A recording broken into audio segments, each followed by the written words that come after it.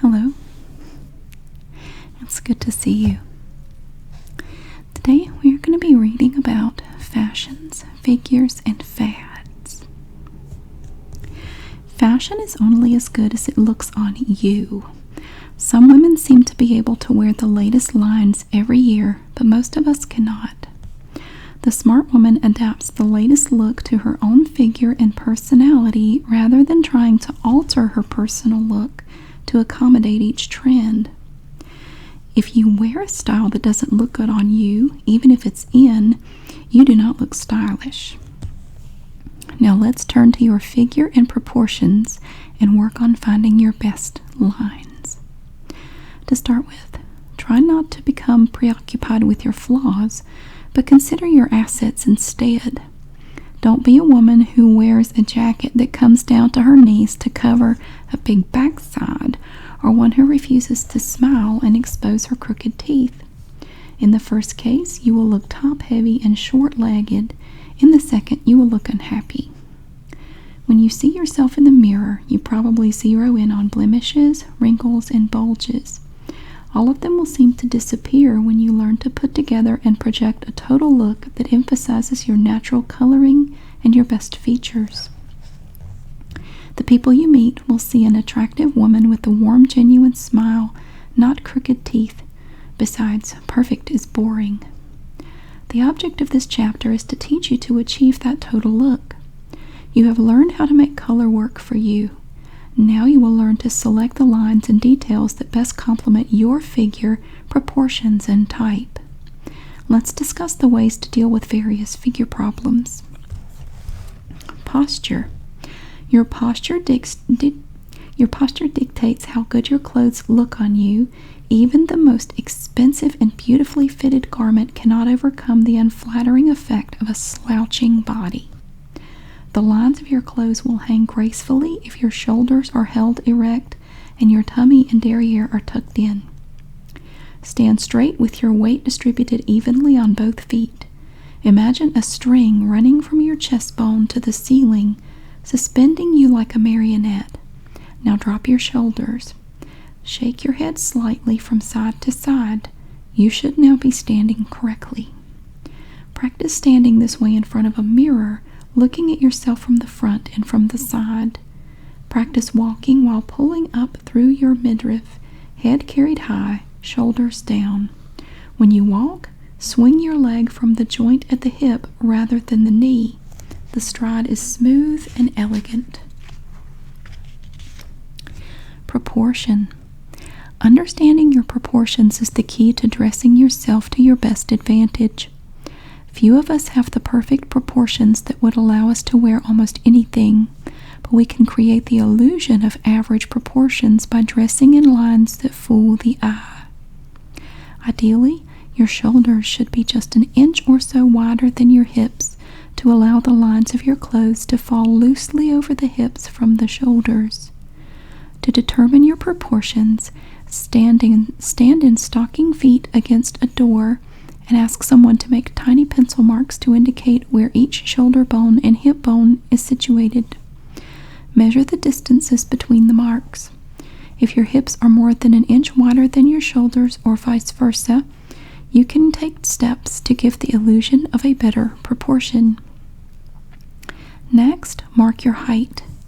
Then, mark your leg length at the point where your thigh joint breaks from the hip. Measure both distances from the floor.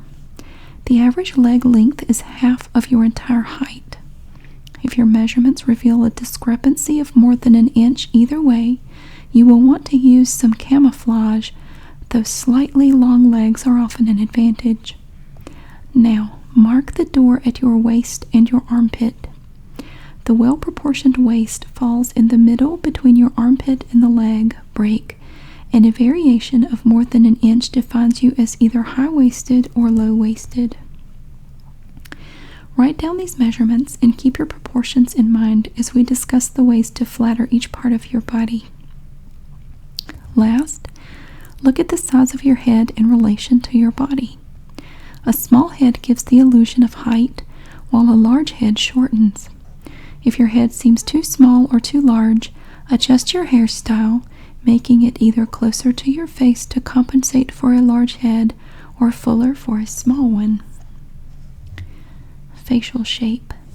If the shape of your face is extreme in any way, avoid repeating the shape in your neckline. For example, a round face looks rounder in a rounded scoop neck.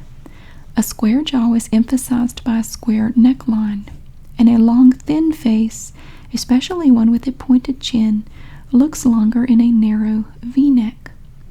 A contrasting neckline balances your face. This accentuates a square jaw, and this minimizes a square jaw. Neck. If your neck is too long, very short hair will accentuate its length. For you, it's best to add some length, at least in the back, to avoid deep V necklines. You can wear scarves, mandarin collars, choker necklaces, or ribbons at the throat, and you are the lucky lady who can wear the generally unflattering cowl. If your neck is short, an open collar, V, or scoop neck is your best. Avoid high or stand-up collars, turtlenecks, and cowls. A crew or mock turtleneck will work for you. Short hair is always your best bet because it creates the illusion of distance between your head and shoulders. Even with a short neck, you may wear scarves, but choose a soft fabric and a small size to avoid bulk. To minimize a wide neck, keep a jewel or crew neckline close to the base of the neck on both sides.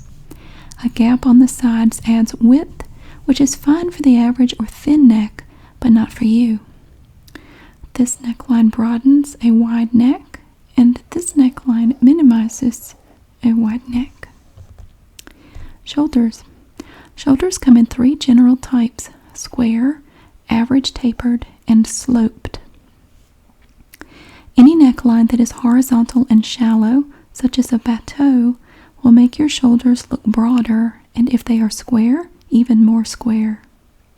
Conversely, the opposite line, deep and narrow, such as a V, will make shoulders appear narrower and less square. Avoid a halter top if you have either too broad or too narrow shoulders, as this line is unflattering to both. If you have a shoulder problem, you can compensate by using these principles. Too broad or square, wide and shallow neckline is unflattering. A deep neckline will minimize, narrow and deep minimizes. Too narrow or sloped, narrow and deep neckline is unflattering. Shallow neckline minimizes, and wide and shallow draws the eyes out.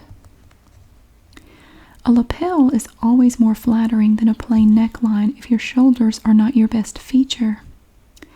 Lapels that point up and out broaden the shoulder, while lapels that point down narrow them. Buy whichever kind is appropriate for you. Scale the size of your lapels to the size of your body. A large lapel on a tiny body is overwhelming, but a flouncy collar that extends over the shoulder bones is flattering to all shoulders and is appropriate even for the small woman if the fabric is not bulky. We have a raglan, kimono, batwing, or set-in. Your shoulder seam is extremely important in creating the illusion of a good shoulder. A set-in sleeve is most flattering and can be adjusted to create a slimmer or wider look depending on your need. For the broad or square shoulder, keep the placement of the shoulder seam right on the shoulder bone. You may even cheat by moving the seam in a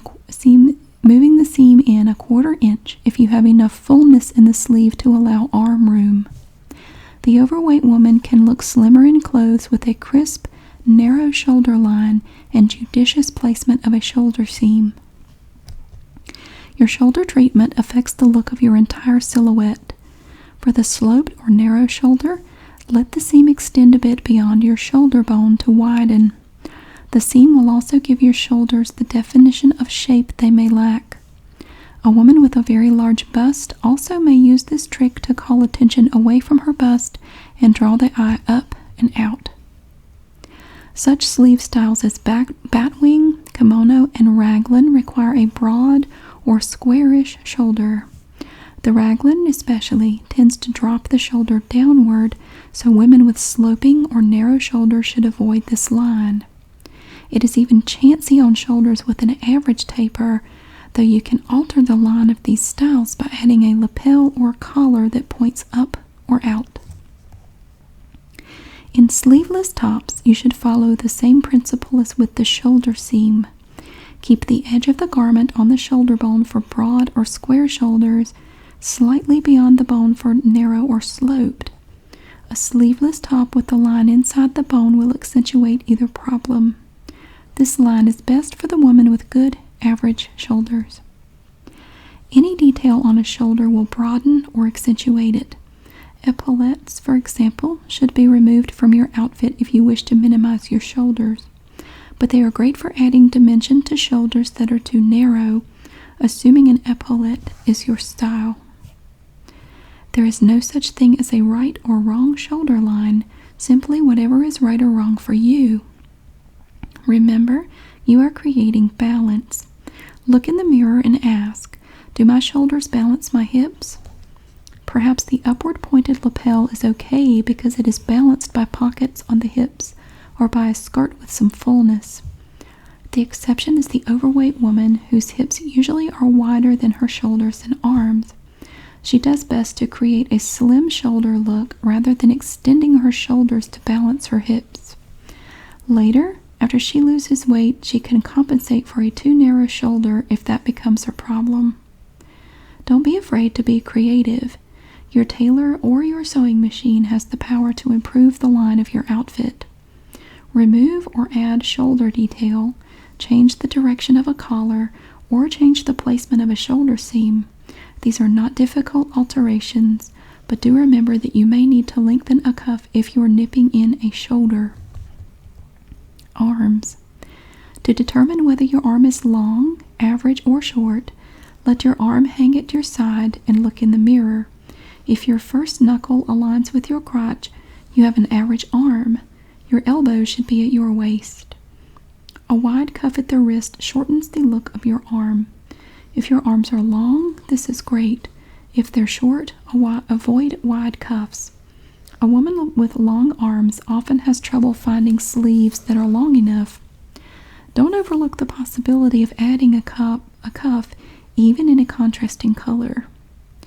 Everyone can wear a long sleeve, but the 3/4 sleeve looks best on a short woman or one with short arms. It is unflattering on long arms, on a woman with large hands, and on a tall woman who wants to minimize her height. The short sleeve usually looks best if it falls 1 inch above or below the bust line, rather than right at the point of the bust. If you are small-busted, it may not matter, however. A sleeve ending just above the elbow can look matronly, especially if it has a rolled cuff or if your arms are heavy. In high-style clothing, this sleeve length can be attractive if you are slim and tall with average to long arms. If your arms are heavy, avoid long sleeves that are tight or clingy. This accentuates fat. Bust. Your bra can make or break the line of your outfit. Braless is fine for the woman with a youthful bust, but for the rest of us, a bra is sexier and smoother. When you're wearing a bra, your nipples should be no more than 3 inches below your armpit, unless you are very full-busted. Take a good look at yourself to be sure your bra is doing its job. It may not be. Many women make the mistake of buying the cup too small and the band too large.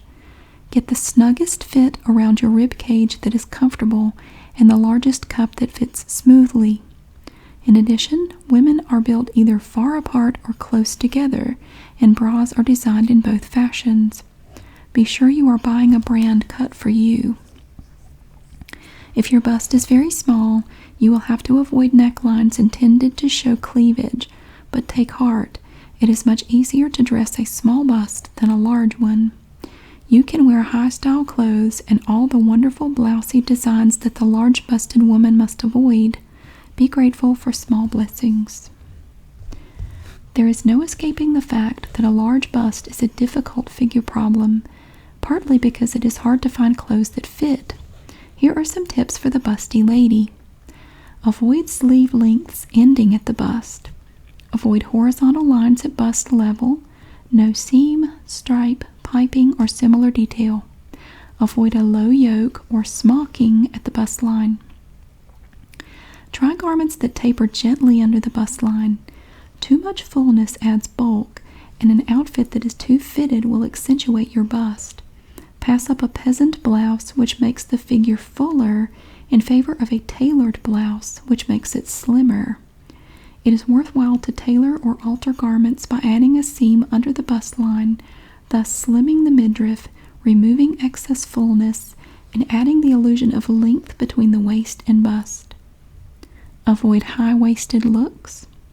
Keep your belts small and, if possible, the same color as your skirt or dress. A self-belt is good. Wear your collars open and wear V necklines with lapels rather than high necklines with no detail, such as turtlenecks or crew necks.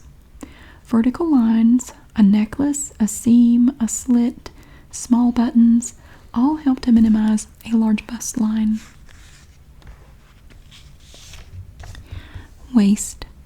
If you have a small waist, you're the lucky one who can have fun with belts. But if your tiny waist is in the middle of an hourglass figure with large bust and hips, take care not to look too nipped in or you will accentuate those other features. A gentle taper with perhaps a tie belt is your best look. If your waist is wide, there's no point in calling attention to it. Use belts judiciously, keeping them narrow in the same color or fabric as the garment, or simply have a seam at the waist with no belt. Look for princess styles or high or low-waisted dresses. Make use of the no-waist look with an over blouse or perhaps a second layer such as a loose vest or sweater. A short-waisted woman is also wise to use a narrow self-belt or no belt. If your waist is high, you need to leave as much room as possible between your bust and waistline. For you, a gentle taper under the bust line is effective in lengthening your midriff. When you wear separates, choose your belt to match your top rather than your skirt or pants. This trick adds length to your waist. Skirts and pants cut without a waistband are your best bet. Short-waisted, long-waisted. For a long waist, do the opposite. Unless your waist is large, use wide belts that match the color of your skirt, thus bringing the eye up. Choose skirts and pants with waistbands, including high-waisted bands. You can also cheat a little with your waist seams, raising them half an inch or so above your real waistline. Hips. Narrow hips allow you to wear high-style designs in any boy-cut fashion. But if your hips are considerably narrower than your shoulders, you need to strive for balance by adding dimension to your hips. You're the woman who can wear hip pockets or a full or gathered skirt. You are also one of the few who can wear a straight box jacket, but you must balance this line with a pleated or flared skirt. If your hips are too wide, avoid pockets or excessive fullness at the hip line. An A-line skirt works as long as it doesn't ride up, but an even better camouflage is a modified dirndl, not the lampshade you made in the 9th grade, but a very gentle gathering, about 3 inches more than the waistband, eased in evenly. Some slight fullness in skirt or dress is always good on you, but avoid cinching your waist. It's best to have fabric flow gently from waist to hips. Often a loose vest works well to camouflage a wide hip. To flatter all hips, choose panties that give a smooth line to your garment. Bikini panties leave a ridge under slacks unless you buy the kind with a wide lace band at the top. Smooth lines are youthful and sexy. The dent caused by bikini panties is not flattering. Bikinis are fine under loose garments. If you have trouble with a dent at the bottom of your panties, you may be buying them with you may be buying them with leg bands that are too small. If you need smoothing under slinky revealing outfits, wear control top pantyhose or a whisper weight panty girdle. A heavy girdle looks matronly and out of date and is not good for your circulatory system. Backside. An ample derriere limits the number of styles you can wear, but it is a fairly easy figure problem to cover. Choose skirts with some fullness or an A-line rather than a straight skirt. Be sure your pants fit properly so they do not cup under the seat. The fit should be loose enough over your thighs to allow the fabric to flow smoothly from the backside to the leg. The style of your jacket is important, and a softly fitted jacket, moderately tapered, is always your best bet. A box jacket with its straight lines will not work with a large derriere unless the jacket is short above the crest of your backside and worn with a pleated or flared skirt. Avoid a box jacket altogether with pants. A tightly fitted jacket is equally unflattering because it accentuates the curve of your bottom. Never wear a too long jacket in an attempt to cover up. The length of your jacket must be determined from the front. It should be proportional to your total height and length of your legs. A jacket that is too long for you only succeeds in making your legs look short and your body look top-heavy. You will ruin your total look. Instead, look proportioned and be sure your pants fit properly in the back. If your problem is a derriere that is too flat, you too need a skirt or dress with some fullness or a two-piece outfit that adds an extra layer of fabric where it counts.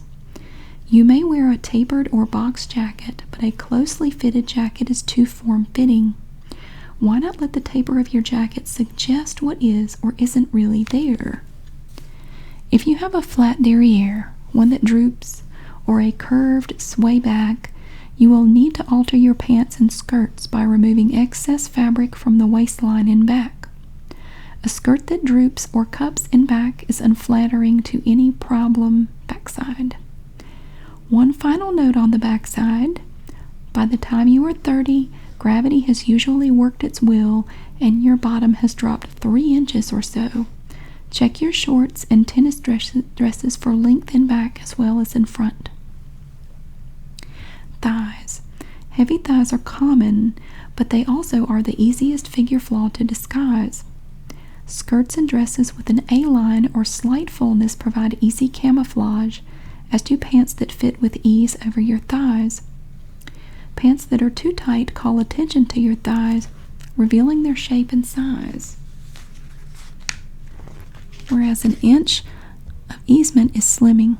Avoid pants that taper at the ankle, as this silhouette emphasizes the heavy thigh. The most flattering pants line is a slight flare or a straight leg with a hint of taper at the knee. If the current trend in pants styles is not flattering to you, live out the season in skirts. Your best look will return another year. A cuff will minimize long legs. Legs. If your legs are short, avoid cuffs on your pants. Wear high heels to give the illusion of length, and keep your suit jackets relatively short, no lower than the crotch, and preferably at the break of your leg. Your blouses and overtops should be even shorter than your suit jackets for a balanced look.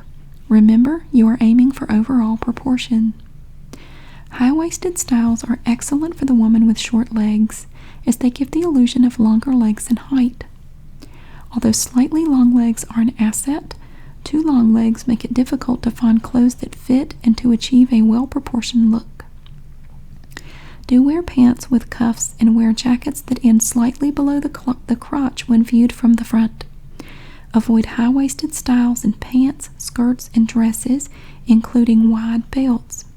You are the woman who can successfully wear tunics, low-waisted styles if your hips allow, and trim on your hemline.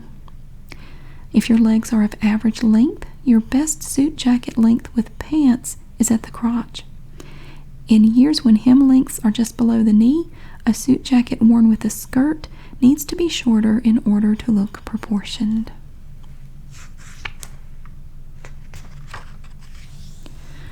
For most of us, a three-piece suit consisting of pants, skirt, and jacket is not a wise investment because the jacket will not be properly proportioned for both the pants and the skirt. The exception is the tall woman or the one with long legs, because her skirt is automatically longer and is thus proportioned to go with a longer jacket. But during years when hemlines are lower, a three-piece suit will work because the proportion of the skirt is increased.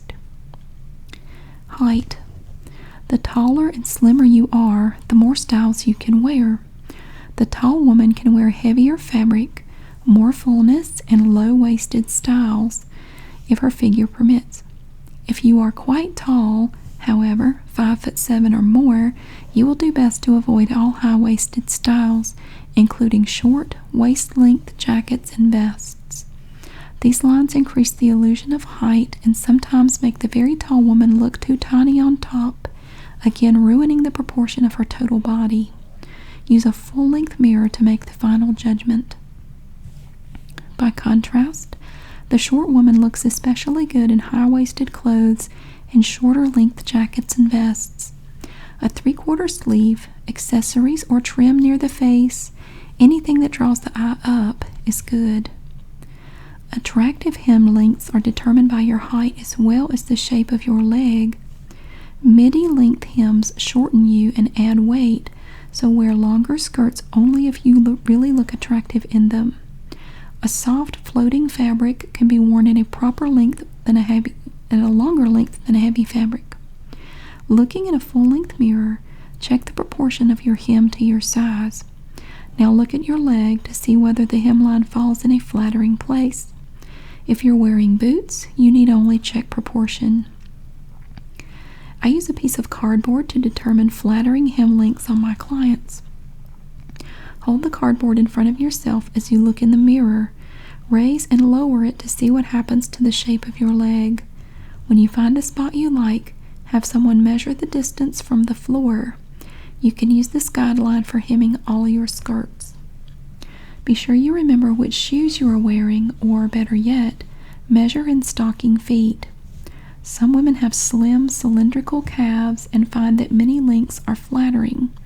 But some of us have only one good spot and are best to stick to it, allowing fashion trends to change us only slightly. Weight. The woman whose weight is normal can usually find lots of pretty clothes to suit her. She has to worry only about her special figure problems, if any. But if you are too thin or too heavy, you have a special need to create a total illusion to enhance your overall look. In either case, you should avoid clothes that are too tight and revealing. Too tight clothes accentuate both underweight and overweight bodies. If you're extremely thin, you can soften the angles of your body and add dimension with some fullness in your sleeves and your basic silhouette, and by using prints and details. A simple tailored shirt on you is too plain, especially if you are tall. Give the eye more to look at by adding scallops to your collar, a large special necklace or belt buckle, or perhaps interesting buttons or fabric texture. Just remember to scale prints, texture, bulk, and detail to your size. Take care to be consistent with your clothing personality, and then have fun adding to yourself. If your problem is overweight, the most slimming trick is wearing your colors. A color that flatters you draws the eye upward to your face and away from your body. Contrary to popular belief, black makes a body look larger. It is a heavy color and silhouettes your body against almost any background. A light wall, for example. If you are a winter, black is fine because it flatters your face and draws the eye up. It is true that large prints increase apparent body size, but a solid, bright color, if it is your color, can be slimming because it diverts attention from your body to your total look. Tent dresses are the worst possible line for the heavy woman. These dresses usually have only 2 seams and excess fullness, neither of which is slimming. The more vertical seams your outfit has, the slimmer you look, and often it is possible to shed 10 pounds with your sewing machine by adding fake vertical seams. For example, I once bought a heavy denim skirt that stuck out like a tent and had only 2 side seams. The line was not flattering, so without removing the waistband, I stitched a seam up the front and another up the back, taking a few inches of fullness out of the hemline and tapering to just a thread at the waistband. What a difference! We have done this in class for many clients, sometimes tapering a blouse, a skirt, or perhaps a whole dress. This broadens, but the vertical line slims. 2 lines on the outside broadens, 2 lines closer together slims. When your outfit has seams, panels, or gores, keep them close together for a slimming effect.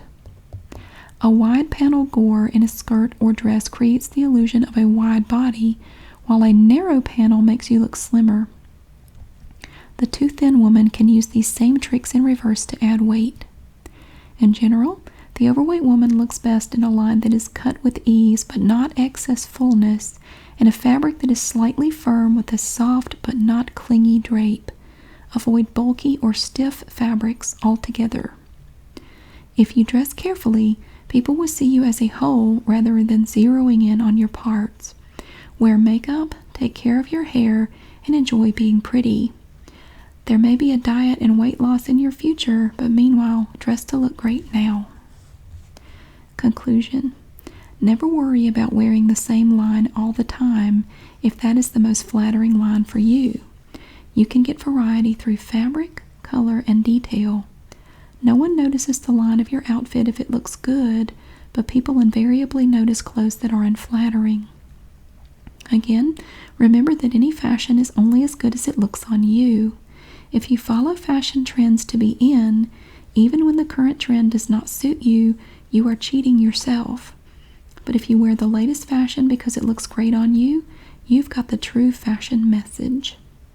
And isn't it nice to know that while fashions and style go in and out of vogue, you can go on looking your best year after year? The end. Thank you so much for watching. I hope you have a great day, and I'll see you again soon.